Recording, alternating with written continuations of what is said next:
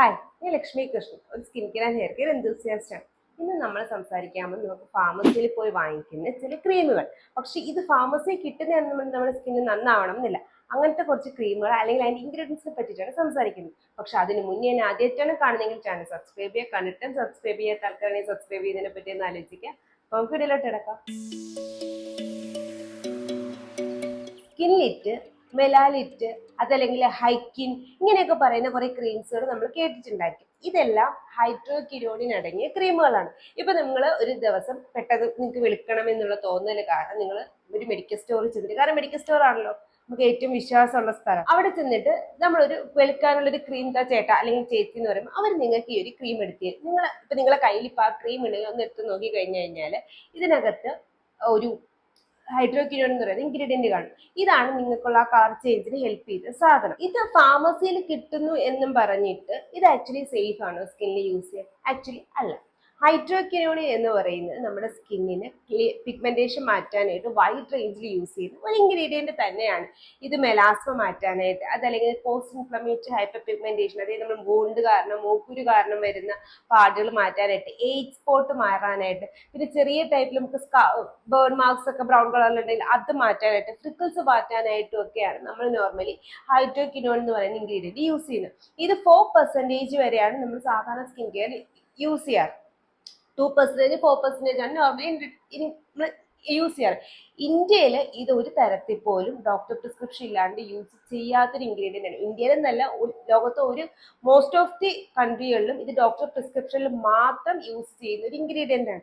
എന്തുകൊണ്ട് ഇന്ത്യയിൽ ഇത് പ്രിസ്ക്രിപ്ഷൻ ഇല്ലാതെ എടുത്തു കൊടുക്കണമെന്ന് എനിക്കിപ്പോഴും അറിയത്തില്ല. ഇതെങ്ങനെയാണ് വർക്ക് ചെയ്യണതെന്ന് ചോദിച്ചാൽ, മറ്റുള്ള ടൈറോസിനേസ് ഇൻഹിബിറ്റർ വർക്ക് ചെയ്യുന്ന പോലെ തന്നെ ഇത് ഒരു പരിധിവരെ മെലാനോസൈറ്റ്സിനെ നശിപ്പിക്കാൻ പറ്റും. കാരണം ഓവർ വർക്ക് ചെയ്തിട്ട് മെലാനോസൈറ്റ്സ് നശിപ്പിക്കും. ജനറൽ ആയിട്ട് ഇത് എങ്ങനെ വർക്ക് ചെയ്യുന്നു എന്ന് ചോദിച്ചു കഴിഞ്ഞാൽ, നമുക്ക് മെലാനോസൈറ്റ് എന്ന് പറയുന്ന സെല്ലാണ് മെലാനിൻ പ്രൊഡക്ഷൻ നടത്തുന്നത്. അതായത് നമുക്ക് പിഗ്മെന്റേഷൻ തരുന്നത് സൈറ്റ് എന്ന് പറയുന്ന സെല്ലാണ്. അപ്പൊ പക്ഷേ ഈ സെല്ലിൽ നിന്ന് മെലാനിനാണ് നമ്മുടെ കളർ. മെലാനിൻ പ്രൊഡക്ഷൻ നടത്തണമെങ്കിൽ മെലാനോസൈറ്റ്സിന് ഒരു മെസ്സേജ് എത്തണം. ആ മെസ്സേജ് എത്തിക്കുന്ന ആൾക്കാരെയാണ് നമ്മൾ ടൈറോസിനേസ് എന്ന് പറയുന്ന എൻസൈംസ്. പക്ഷേ ഈ ടൈറോസിനേസ് എൻസൈംസ് നമ്മുടെ ആ ഒരു പെർട്ടിക്കുലർ സ്ഥലത്ത് എത്തുന്നത് തടഞ്ഞു കഴിഞ്ഞാൽ നമുക്ക് ഒരിക്കലും മെലാനോസൈറ്റ്സിൽ നിന്ന് മെലാനിൻ പ്രൊഡക്ഷൻ ഉണ്ടാവാൻ പോണില്ല. അപ്പൊ അങ്ങനെ ഈ ഹൈഡ്രോക്വിനോൺ എന്ത് ചെയ്യുന്ന വെച്ചാൽ ഈ ടൈറോസിനേസിനെ അങ്ങ് തടഞ്ഞിട്ട് ഡോപ്പ എന്ന് പറയുന്ന ഒരു എൻസൈം ആയിട്ട് മാറ്റും. അപ്പൊ മെലാനോസൈറ്റിൽ ഇത് എത്തിക്കഴിഞ്ഞു കഴിഞ്ഞാലും ഇത് ഒരിക്കലും ഒരു മെലാനിൻ പ്രൊഡക്ഷൻ നടത്തത്തില്ല. അങ്ങനെയാണ് നമ്മുടെ സ്കിൻ കളർ മാറുന്നത്. പക്ഷെ ഇത് നമ്മൾ ടാർഗറ്റഡ് ഏരിയയിൽ മാത്രമാണ് കൂടുതലായിട്ടും ഹൈഡ്രോക്വിനോൺ എന്ന് പറയുന്ന ഇൻഗ്രീഡിയന്റ് യൂസ് ചെയ്യുന്നത്. റീസൺ എന്ന് വെച്ച് കഴിഞ്ഞാൽ, ഇത് അൺനാച്ചുറൽ ആയിട്ട് സ്കിൻ വൈറ്റനിങ് നടത്തുമ്പോൾ നമ്മുടെ മെലാനോസൈറ്റ്സ് അത് നന്നായിട്ട് അഫക്റ്റ് ചെയ്യാനായിട്ട് തുടങ്ങും. നമ്മുടെ കളറിനെ, നമ്മുടെ നാച്ചുറൽ കളറിനെയൊക്കെ അത് അഫക്റ്റ് ചെയ്യാനായിട്ട് തുടങ്ങും. അതൊരിക്കലും നല്ലതല്ല. രണ്ട്, ഇത് എന്തുകൊണ്ട് ഡോക്ടർ പ്രിസ്ക്രിപ്ഷനിൽ തന്നെ യൂസ് ചെയ്യണം എന്ന് പറയുന്നത് എന്തെന്ന് വെച്ചാൽ, ഇത് യൂസ് ചെയ്യാൻ ഒരു പെർട്ടിക്കുലർ ഒരു റൂൾസ് ഉണ്ട്. ഇപ്പൊ നമ്മൾ ആന്റിബയോട്ടിക് നമ്മൾ വെറുതെ വാങ്ങിക്കും, പക്ഷെ അതിനെ വാങ്ങിച്ചുവിടല്ലോ. ഇപ്പൊ നമ്മൾ അമോക്സിലിനായാലും എന്തായാലും നമുക്ക് അതിനൊരു ഡോസേജ് ഉണ്ട്. അത് ഇത്ര ദിവസം ഇത്ര നേരമൊക്കെ ഇത്ര പ്രശ്നത്തിന് ഇത്ര ഡോസേജിൽ കഴിക്കണം, 2 നേരം കഴിക്കണം. അതിന് മുന്നേ നമ്മൾ ഇത് എന്താ പറയുന്നത്, ഗ്യാസിന് മരുന്ന് എടുക്കണം, ഇതൊക്കെ നമ്മൾ പറയാറില്ലേ. സോ എക്സാക്ട്ലി സെയിം നമ്മൾ ഹൈഡ്രോക്വിനോൺ യൂസ് ചെയ്യുമ്പോൾ ശ്രദ്ധിക്കേണ്ട കാര്യങ്ങളുണ്ട്. ഇപ്പൊ ഇൻ ജനറൽ പറയുകയാണെങ്കിൽ നമ്മൾ കൂടുതലും നൈറ്റിൽ മാത്രമാണ് യൂസ് ചെയ്യുന്നത്. മാത്രമല്ല ടാർഗറ്റഡ് ഏരിയസിലാണ് ഇത് യൂസ് ചെയ്യുന്നത്. പിന്നെ നമ്മുടെ സ്കിന്നിന്റെ തിക്നെസ്, നമ്മുടെ ഏജ്, ഇതൊക്കെ അഫക്റ്റ് ചെയ്യും ഹൈഡ്രോക്വിനോണിന് ഉപയോഗം. പിന്നെ നമ്മൾ പ്രഗ്നന്റ് ആണോ, ലാക്ടേറ്റിംഗ് ആണോ, അതായത് നക്ചറിങ് ആണോ, ഇതൊക്കെ നഴ്സിംഗ് ആണോ എന്നൊക്കെ ഉള്ള കാര്യങ്ങൾ എപ്പോഴും നമ്മൾ ശ്രദ്ധിച്ചിട്ടാണ് ഹൈഡ്രോക്വിനോൺ യൂസ് ചെയ്യുന്നത്. പക്ഷെ ഇതറിയാതെ നമ്മൾ പോയി വെളുക്കാനായിട്ട് വാങ്ങിക്കുന്ന ക്രീം, കാരണം വെളുക്കുക എന്നുള്ളത് നമ്മുടെ സൊസൈറ്റിയിൽ പണ്ട് തൊട്ടേ ഉള്ളൊരു കാര്യമാണ്. വെളുക്കാനായിട്ട് പോയിട്ട് ഈ ക്രീം വാങ്ങിച്ച് നമ്മൾ തേക്കുമ്പോഴത്തേക്ക് നമ്മൾ ഇതൊന്നും നോക്കത്തില്ല.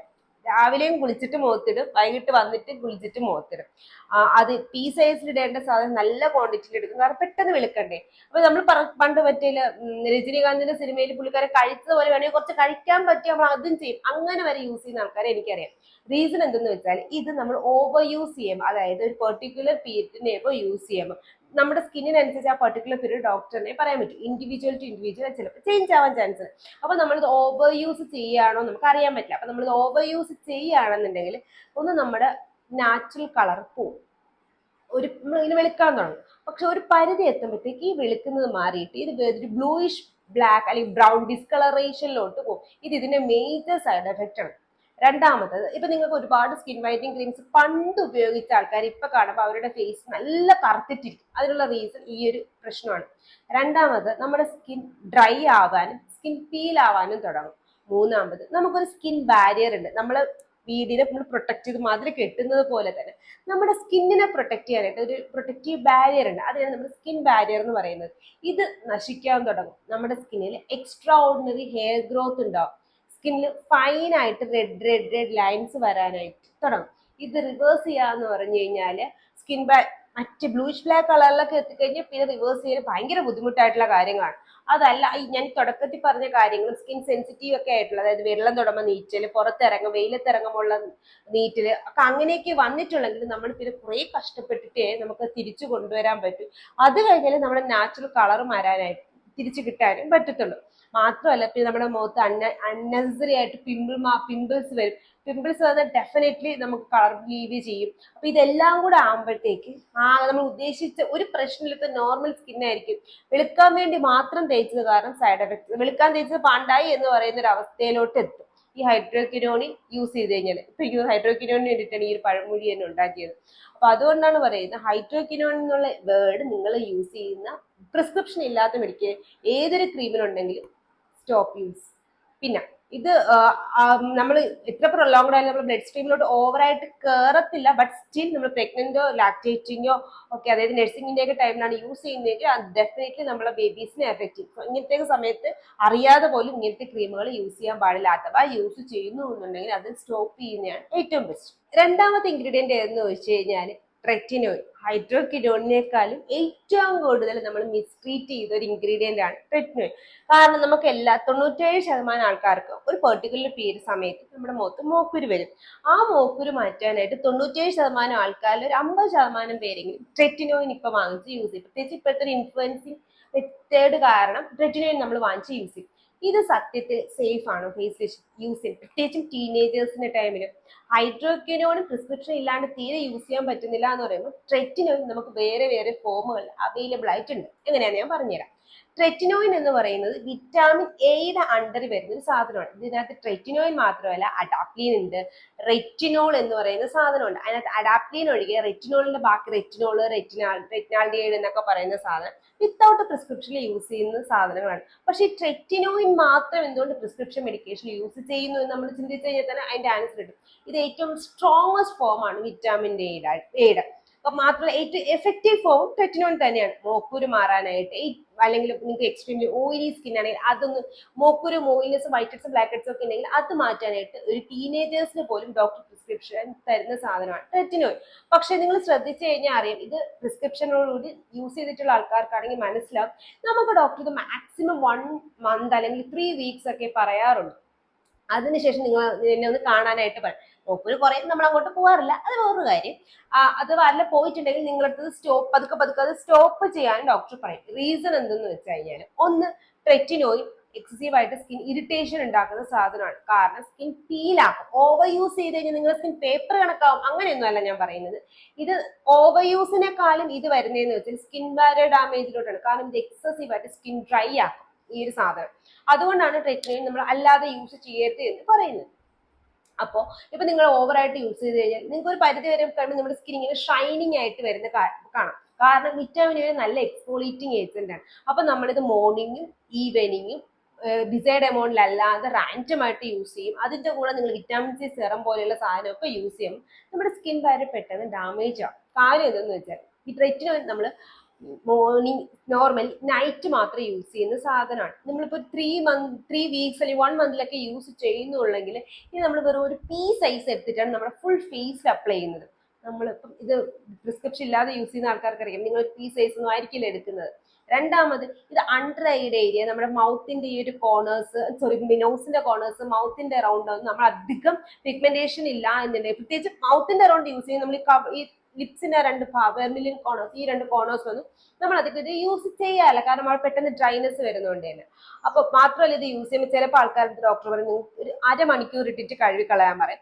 ചിലപ്പോൾ ഡോക്ടർ പറയും നിങ്ങൾ ഒരു മോയ്സ്ചറൈസർ ഇട്ടിട്ട് അതിന്റെ മുകളിൽ ട്രെറ്റിനോയിൻ ഇടാൻ പറയും. ഇതെല്ലാം നമ്മുടെ സ്കിന്നിന്റെ തിക്നെസ്, ഏജ് ഇതൊക്കെ റിലേറ്റ് ചെയ്തിട്ടാണ് പറയുന്നത്. അപ്പൊ ഇതൊന്നും അറിയാതെ നമ്മൾ പോയി വാങ്ങി ഉപയോഗിക്കുമ്പോൾ നമുക്ക് ഓൾറെഡി സ്കിൻ ബാരിയർ ഡാമേജ് ആണ്. അതുകൂടാതെ തന്നെ ട്രെറ്റിനോയിന് വേറൊരു സൈഡ് എഫക്ട്സ് ഉണ്ട്. ട്രെറ്റിനോയിൻ അഗ്ലിങ് എന്ന് പറയും. അതായത് ഇതിന്റെ റെറ്റിനോൾ അല്ലെങ്കിൽ വിറ്റാമിൻ എ, ട്രെറ്റിനോയിൻ എന്നൊക്കെ പറയുന്ന സാധനം നമ്മുടെ കൊളാജിനെ ബൂസ്റ്റ് ചെയ്യുന്ന സാധനമാണ്. അപ്പൊ സ്കിൻ നന്നായിട്ട് സൈക്ലിങ് ഷെഡ് ചെയ്യാൻ തുടങ്ങും. അപ്പൊ അത് കാരണം നമ്മുടെ മുഖത്ത് വരാനുള്ള മോക്കുരു എല്ലാം കൂടെ ഒരുമിച്ചിങ് വരും. അപ്പൊ ഓൾറെഡി എന്തെങ്കിലും ഇൻഫ്ലമേഷൻ ഒക്കെ ഉള്ളതൊക്കെ ആയിട്ട് മോക്കുരു പെട്ടെന്ന് വരും. അത് കാരണം നിങ്ങൾ പെട്ടെന്ന് പാനിക്കാം, മോക്കുരു പൊട്ടിക്കാൻ നോക്കും, ട്രെറ്റിനോയിൻ നിർത്താൻ നോക്കും, അങ്ങനെ കുറെ കാര്യങ്ങൾ നമുക്ക് അറിയാതെ ചെയ്യാൻ തുടങ്ങും. സത്യത്തിൽ ഒന്ന് ട്രെറ്റിനോയിൻ യൂസ് ചെയ്യുമ്പോൾ മോക്കുരു നമ്മൾ നിർത്തേണ്ട, മോക്കുരു വന്നാലും അഗ്ലിങ് വന്നാലും നമ്മൾ ട്രെറ്റിനോയിൻ നിർത്താറില്ല. മാത്രമല്ല സ്കിൻ നന്നായിട്ട് ഹൈഡ്രേറ്റ് ചെയ്യേണ്ട കാര്യമുണ്ട്. നിങ്ങൾ ഈ ഒരു ക്രീം യൂസ് ചെയ്താൽ വേറെ ഒരു മോയ്സ്ചറൈസർ നിങ്ങൾ യൂസ് ചെയ്യാൻ പോണില്ല, എനിക്കറിയാം. അപ്പൊ ഒരു ക്രീം തന്നെ ഉപയോഗിക്കാൻ ബുദ്ധിമുട്ടാണ്. അപ്പൊ പിന്നെ പിന്നെ മോക്കുരു വരെ മോയ്സ്ചറൈസർ യൂസ് ചെയ്താൽ മോക്കുരു കൂടും എന്നുള്ള ചിന്തയും നമുക്കുണ്ടല്ലോ. അപ്പൊ നമ്മൾ മോയ്സ്ചറൈസർ പോലും യൂസ് ചെയ്യത്തില്ല. അഥവാ യൂസ് ചെയ്യുമ്പോൾ നമ്മുടെ വിറ്റാമിൻ സി അടങ്ങിയ മോയ്സ്ചറൈസറോ അതല്ലെങ്കിൽ ഏതെങ്കിലും സാലിസിലിക് ആസിഡോ ഗ്ലൈക്കോളിക് ആസിഡോ ഒക്കെ അടങ്ങിയ മോയ്സ്ചറൈസറും ട്രെറ്റിനോയിനും കൂടെ ഉപയോഗിച്ച് കഴിഞ്ഞാൽ നമ്മൾ വിചാരിച്ച കാര്യം സ്കിൻ വഷളാവാൻ തുടങ്ങും. അങ്ങനെ ചുരുക്കി പറഞ്ഞു കഴിഞ്ഞാൽ ട്രെറ്റിനോയിൻ ഉപയോഗിക്കുമ്പോൾ ഒരുപാട് സൈഡ് എഫക്ട്സ് ഉണ്ട്. കാരണം ഇതൊരു നല്ല ഇൻഗ്രീഡിയന്റ് ആണ്, ലൈക്ക് ഏറ്റവും ബെസ്റ്റ് ആയിട്ടുള്ള ഒരു ഇൻഗ്രീഡിയന്റ് ആണ് മോക്കുരു മാറാനായിട്ട്, ഫൈൻ ലൈൻസും റിങ്കിൾസും ഒക്കെ മാറാനായിട്ട്. പക്ഷെ ഇത് നമ്മൾ തെറ്റായ രീതിയിൽ ഉപയോഗിച്ച് നമ്മുടെ സ്കിന്നിനെ നശിപ്പിക്കാൻ ഇത് മാത്രം മതി.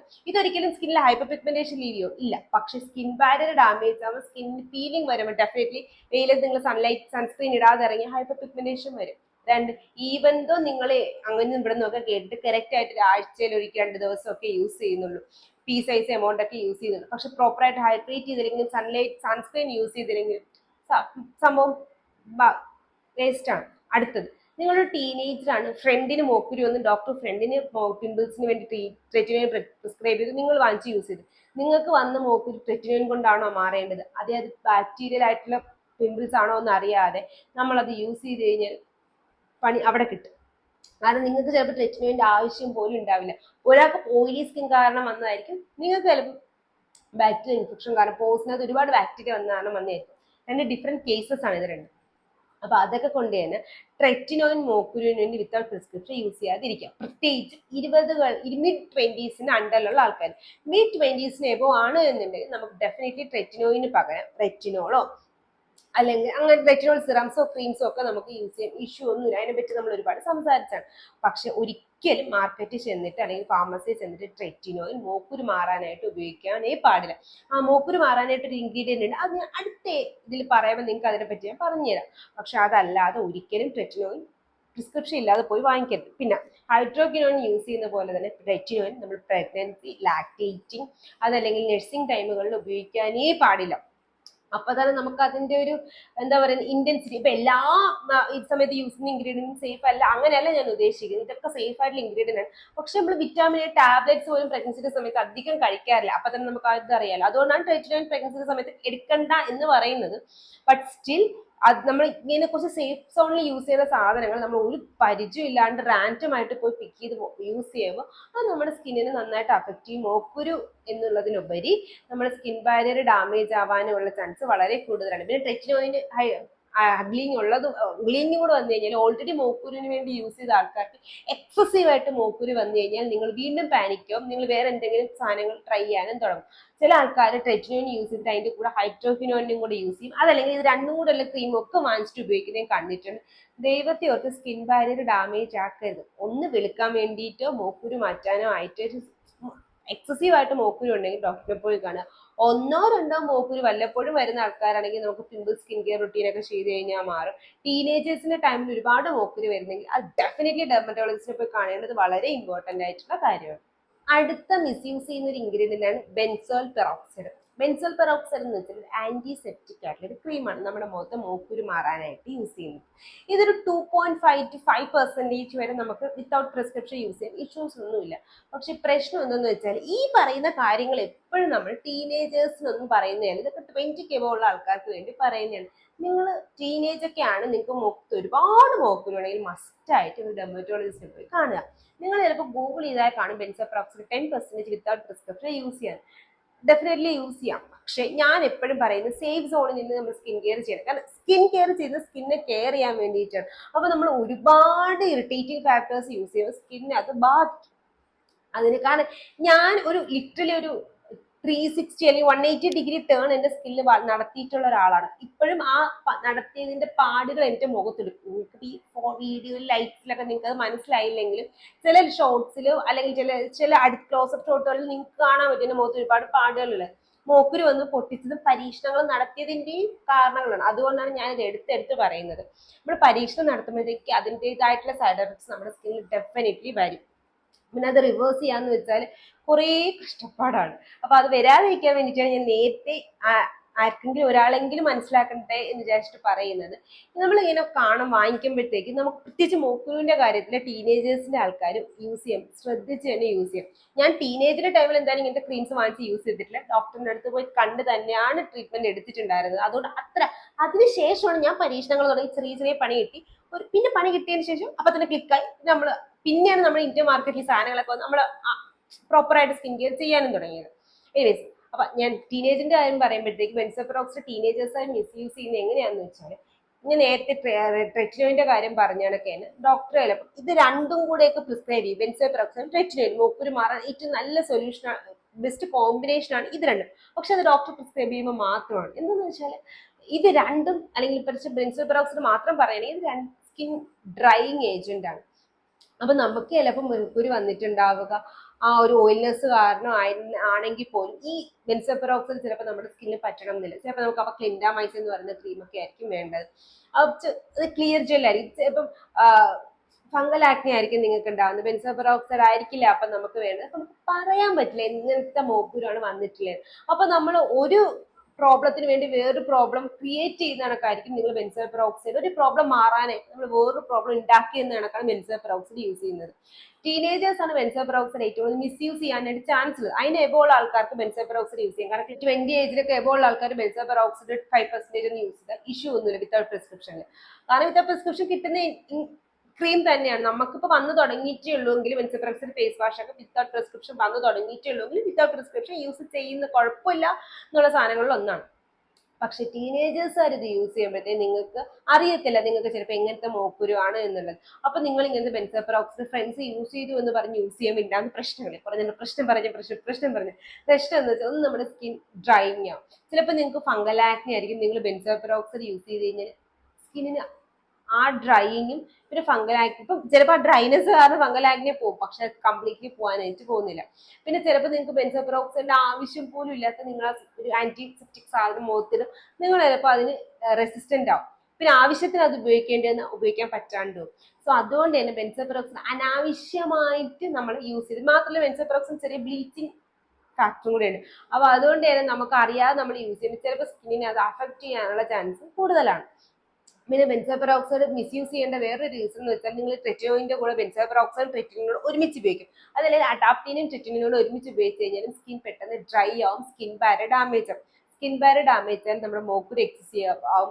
അതുപോലെ നമ്മുടെ സ്കിൻ ഡ്രൈനെസ്, മൂക്കിന് രണ്ട് സൈഡിലും സ്കിൻ ഡ്രൈനെസ് വരും. മൂക്കിന് രണ്ട് സൈഡിലും ഫേസ് ഫുള്ള് വരും, പക്ഷെ മൂക്കിന് രണ്ട് സൈഡ് നമ്മൾ വായുടെ രണ്ട് സൈഡിലാണ് കൂടുതലും കാണപ്പെടുന്നത്. വാട്ടറിനോടും സൺലൈറ്റിനോടും നമുക്ക് സെൻസിറ്റിവിറ്റി വരാനുള്ള ചാൻസ് കൂടുതലാണ്.